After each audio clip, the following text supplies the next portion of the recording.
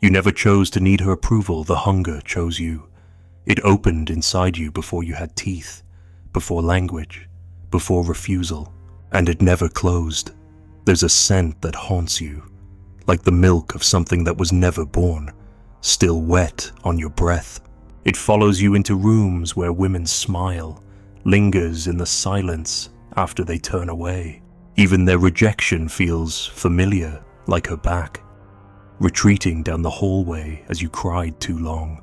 You've built thrones from ambition, temples from charm, but when the applause fades, you always listen for one sound, a whisper of praise that never came, a gaze that never held you, only for what you performed.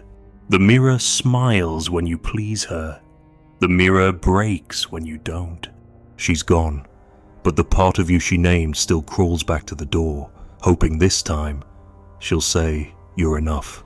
You're not chasing her, you're chasing the version of yourself she would finally love. You were not born, you were received, into arms that shaped you before you could resist, into eyes that swallowed you whole. She was the first mirror, and you never stopped looking for your reflection in her approval. But what you forget, what you have buried under names like love, purpose, ambition, is that she saw you not as you were, but as she needed you to be. Her need wrote your name before you ever spoke. You call it identity, but it was already a compromise, a mold, a prison lined with kisses. You don't remember the moment your hunger was born because it was never allowed to cry. It was hushed, fed with performance, pacified with reward. You smiled and clapped and obeyed, not because you were loved, but because her approval made you feel real. And so the first desire that shaped you was not for truth, not for freedom, not even for affection. It was for being wanted, but only in the way she allowed. This is not a mother. This is a mirror with a script, and you have spent your life trying to recite it. The world applauds you. The women you chase smile when you play your role. You offer protection, power, presence, not because you are a man, but because you are still trying to earn the kiss that sealed your exile. That kiss which taught you you will be loved if you give me what I want. It was not spoken.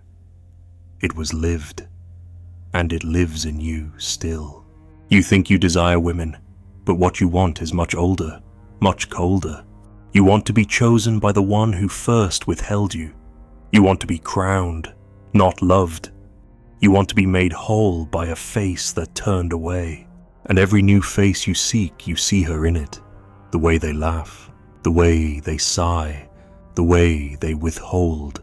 It's all the same performance, because you've written them into her. You chase their approval like a starving man dreams of bread, but in your dream, the bread always vanishes when you reach for it, because the approval you want isn't theirs. It was never theirs. She made your soul a performance. This is why you feel hollow after sex. Not always, but especially when you impress her, especially when she moans in just the right way. Because you weren't making love, you were reenacting a victory. You were being approved of, and afterward, something inside you collapses. Because the prize didn't feed the hunger. It only reminded you how deep it is. You are not weak. That's the trap. The men who are trapped deepest in this pattern are often those who have won the most. Because the mask is perfect. Your charisma, your drive, your ambition. These are not random traits. They were forged in the mouth of her absence. They were your currency for being seen. And even now, when you walk into a room, part of you is scanning. Is she here? Not her, but the feeling. The one you lost. The one you never had. The one she almost gave you when you were good enough, quiet enough, pleasing enough. She was not malicious, but her need became your blueprint, and now your life follows it. You were supposed to cry. You were supposed to scream. You were supposed to be raw and ugly and free, but she needed a good boy. So you polished yourself. You trimmed your fire. You became her reflection, and the world rewarded you. But inside, the hunger grew, because no matter how perfect your mask became, it never filled your mouth. The mouth that never closed. The mouth that opens every time she looks away. Every time a woman says she needs space. Every time your success goes uncelebrated. That mouth, gaping in silence, is not new. It is ancient. It is you. Before you learned to speak, you remember the feeling, not the moment, the feeling of being almost loved, of being almost enough. That's what drives you. Not lust, not ambition, not even fear. It is the ache of being nearly accepted and the belief that next time, if you're just a little better, a little stronger, a little more perfect, the gate will open. But it never does, because the gate was never real. You can earn applause, you can seduce affection, but you cannot trade your soul for the look you needed when you were 3 and she was too tired to care. That look was never yours. You were a prop in her drama, a placeholder for the man who left her, a redemption for the girl she used to be, a symbol, not a son, and you learned to become whatever made her smile. That is why you are so good at shape-shifting, why you can become the perfect boyfriend, the perfect leader, the perfect savior, because you are still chasing the expression on her face when you finally pleased her. You remember it, even if you deny it. That subtle softening, that flicker of warmth, and the terror underneath it will she pull it away again. So now, in every interaction, you seek the same contract. See me, want me, validate me. But the truth is cruel. You were never seen. You were never wanted, only used. And so you seek women who use you, who test you, who make you prove it again and again. Because that's what love feels like to you, earned, never given. The hunger has a taste. It's in the back of your throat when she compliments you. It's in the pit of your stomach when she doesn't text back. It's in your chest when she pulls away during an argument and you feel like a child being punished. Not for doing something wrong, but for being yourself. That child never left. He just learned to dress like a man. And so the hunger wears a suit now. It owns a business. It works out. It reads books about power and persuasion. But at night, it still waits for her voice. Not any woman her, and every woman becomes her. That is the trap. You don't see her anymore. You see the ghost of the one who taught you love is conditional.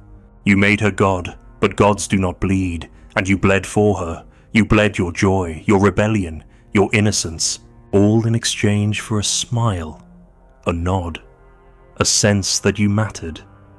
But you never asked, what if her love was broken?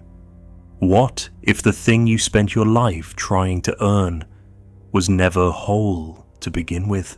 Then who are you now? You're not empty. You're full of the hunger she gave you. And until you name it, you will keep mistaking it for love, for drive, for destiny. But it is none of those. It is a wound. And you were taught to decorate it. You perform, you succeed, you conquer. But the mouth never closes. You thought she saw you, but you were looking into the back of her memory, not the front of her love. Her eyes were not watching you, they were watching someone else through you. A man who betrayed her, a father who vanished, a dream that curdled, and you, small and speechless, became the stage where her unlived life played out. She dressed you in meanings that did not belong to you. Her gaze touched you like a hand that wanted to sculpt, not witness. She smiled when you obeyed her silence. She frowned when your soul stirred in directions she could not control. You thought that was affection.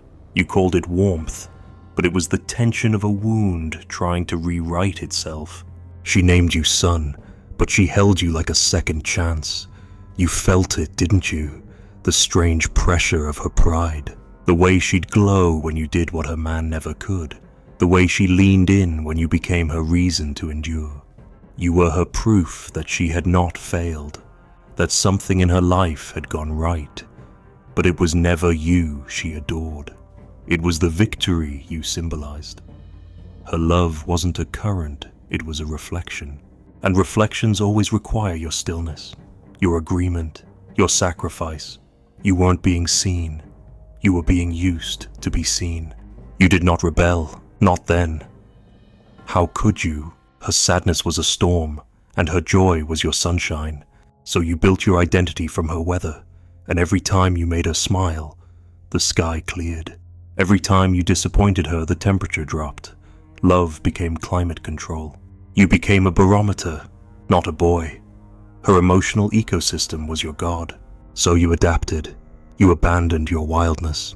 You watched what pleased her and became it. You learned that her eyes softened when you were strong, when you helped, when you asked for nothing. And you began to vanish inside the performance, slowly, obediently, like a candle trying to burn silently in a room that needed light, but not heat. You still carry this performance. That's why you overfunction. That's why you overdeliver. That's why, when you walk into a room, you scan it like a battlefield looking for someone to fix, someone to win, someone to serve. You mistake this for masculinity, but it is the echo of her expectations. Her template still runs through you like invisible wire. You think you're acting freely, but your movements were choreographed in childhood with glances, sighs, silences. The women you choose today, don't they remind you of her, not in their looks, in their demands, in the way they gaze at you like you're both their hope and their disappointment, in the way they test you, withhold from you, need you, but never rest in you. That's not an accident. You select women who wear the same mask your mother did, not because you love pain, but because you believe that one day, if you get it right, the mask will drop and she will finally truly see you without needing you to be anything else. But that moment never comes because her eyes were never yours. They were filled before you arrived with wounds, with stories, with longing, and you, innocent, open, were cast into the role of her savior, a man she could shape, since the last one could not be saved. She wanted you to rise where he fell, to love her where he left. But you were not built for that. You were built to be held, not used. Yet you allowed it, because her validation was oxygen, and a boy without breath will do anything to breathe. You began to compete with a ghost, the ghost of her fantasy, the man she wished she had, the son who never disobeyed, the partner who never strayed. You began to betray yourself to win a love that was never designed to fit you. And now, as a man, you still play that game. At work, in relationships, you overgive, you overprove, you over-explain. Because deep down, you're still trying to win against someone you can't see, someone who only existed in her imagination. But losing still feels like rejection, and winning still doesn't feel like love. It's an impossible hunger. You keep hoping the next woman will look at you and say, "You can stop performing. I see you. Just you." But instead, you find women who look at you with demands behind their lashes, who love your strength, not your soul, who praise what you do, not who you are, and you accept it. Because that's what you believe love is, a stage, a test, a mirror, not a home. You were trained to give more than you have, not by cruelty, by emotional theft disguised as affection. Your mother didn't ask for your soul, she needed it, and you gave it. That's what good sons do, right? That's what strong men do. But somewhere along the way, you forgot to ask if it was ever yours to give.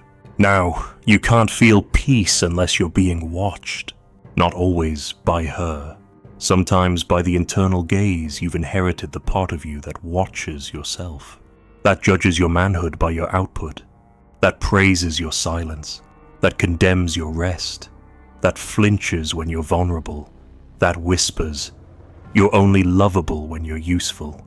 This is not your voice, it's hers. You were born to be witnessed, but not by someone trying to heal through you, not by someone who casts you in the play of their brokenness, not by someone who applauds only when you forget your lines. You were born to be seen without being needed, loved without being earned, held without being hollowed, but you were never taught that was possible. And now, when someone tries to offer it, you don't believe them.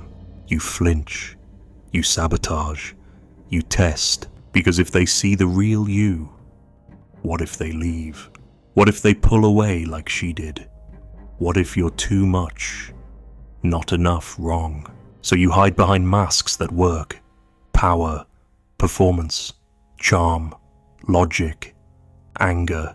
You weaponize your competence. You use excellence as a shield. Because being average feels like death. Being still feels like erasure. Being needy feels like betrayal. But this exhaustion isn't manhood, it's grief. Grief for the boy who was never held without condition, who was taught to earn love through sacrifice, who was seen, but only in fragments, who was shaped, but never known. And now that boy wears your face, and he's tired. He doesn't want more praise, he doesn't want more sex, he doesn't want more goals. He wants to stop performing, to stop winning what doesn't matter, to stop dancing for an audience that isn't even watching anymore, to stop competing with a ghost that never loved him back. But the play must go on, right? Because without her gaze, who are you? Without her expectations, what remains? Only silence. And maybe, if you listen to that silence long enough, you'll hear the truth. You were never meant to be her mirror, only her sun. But her eyes were never yours. You think you've outrun her. You think the house you built, the body you carved, the empire you've chased through blood and glass has distanced you from her shadow. But it hasn't. Power only gave you a better mirror. Now, when she looks at you, or rather, when the memory looks at you through other women, it doesn't see the child anymore. It sees the man she dreamed of, the one she couldn't hold, the one she remade you to become, and you obey still, even when you dominate. Because power doesn't free you, not when it's born from obedience, not when it's inherited from a hunger that wasn't yours to carry. You think you're choosing these women, but they were chosen for you, by the pattern, by the imprint, by the blueprint of her wound. You pick the ones who make you feel almost worthy, the ones who withhold just enough to make you prove it again. You don't want comfort. You want conquest. You want to win the mother who never surrendered. And every bed you enter is a battlefield for that surrender. You dress it up as desire. But it's not sex you want, it's reparation, a ritual of reversal.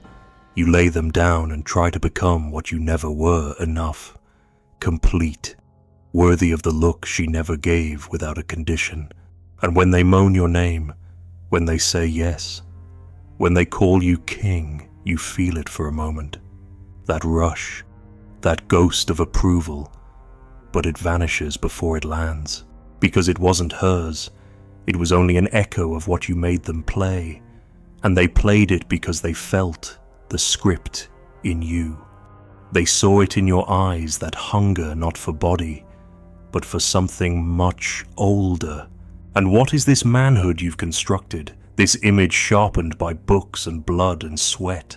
Who taught you that domination was proof of maturity? Who taught you that if you were just strong enough, cold enough, silent enough, the ache would go away? It wasn't men. It was the woman who first withheld love to shape you. And now, every time you are celebrated, a part of you wonders, would she be proud of me now? You don't say it out loud. You don't even admit it to yourself. But it leaks. It seeps. It shivers through your spine when you're alone. You didn't build yourself. You were built. and the foundation was a mother's unmet need. You think she gave you love? No, she gave you a mold, and because you wanted love, you became the mold. It was never asked, it was assumed. Her disappointment was a blade, her pride a leash, and now you are full of achievements and empty of rest. You are praised, but never at peace. You are surrounded, but alone, because you have never made love without reenacting a bargain. The bargain, if I am enough, you will not leave. But they always leave, or worse, they stay, but do not see you. They see the image, the ideal, the version of you sharpened by her expectations, and you know how to play that role. The protector, the genius, the invincible man. But when you take off your armor, who holds you, who sees the boy beneath, who welcomes the tears she said were shameful, you don't let anyone near him, because you still believe he's the reason she looked away. And so, you conquer, you perform, you rise. But you do not rest, because rest would require trust. And you don't trust, not women, not yourself, not even love. Because the first time you loved, it became a contract. Be good, and I will not abandon you. Be useful, and I will not shame you. Be quiet, and I will not break. But you broke anyway, and now you make others break in ways that mimic your own. You don't mean to, but the hunger lives in your eyes. You pull them close, and they feel the weight of a need that isn't theirs. You ask for surrender, but what you mean is redemption. You demand devotion, but what you crave is reconstruction. You don't want them to love you. You want them to repair what she shattered, and no one can do that, not even her.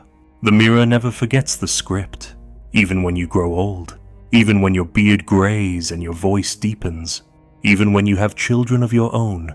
The mirror still waits, in the silence, in the gaze of your partner, in the way your body responds when she touches you just right or not at all. That sudden wave of unworthiness, that echo of panic, that need to prove again. It doesn't come from now. It comes from then, from her, from the bed beneath the mirror, from the child who never got to speak without fear of losing warmth. You thought time would fix it. You thought if you climbed high enough, if you became strong enough, if you could make the world bow, you would no longer need her blessing. But now that you stand above them, above most men, above the mediocrity you swore to escape, you still feel it. That craving, that trembling, that ache, and no amount of power can close it, because it isn't present pain, it is ancient grief. You grieve the mother you never had, not the woman who raised you, the one who could have held you without needing you to be her emotional husband, the one who could have loved you without making you the source of her meaning, the one who could have let you fall without flinching, but she didn't exist. And so you became her compensation, and now you seek women who need you the same way, who adore your control, who collapse into your competence, who reflect your worth but never meet your soul. And when one does, when a woman appears who looks at you without agenda, without hunger, without needing you to be anything but human, you recoil. You push her away, because you don't know how to receive what wasn't earned. You don't know how to be seen without performing. You don't know how to lie beside someone and simply exist. Because the bed has always been a test of manhood, of worth, of victory, of vengeance. The place where the mask is sharpened, not removed. The place where you hope the ghost of your mother is finally watching, seeing that you became everything she needed, even though she never said thank you. But she isn't watching. She's somewhere in her own prison, built from dreams that never happened. Men who never stayed, children who became roles. She can't bless you, because she never learned how to bless herself.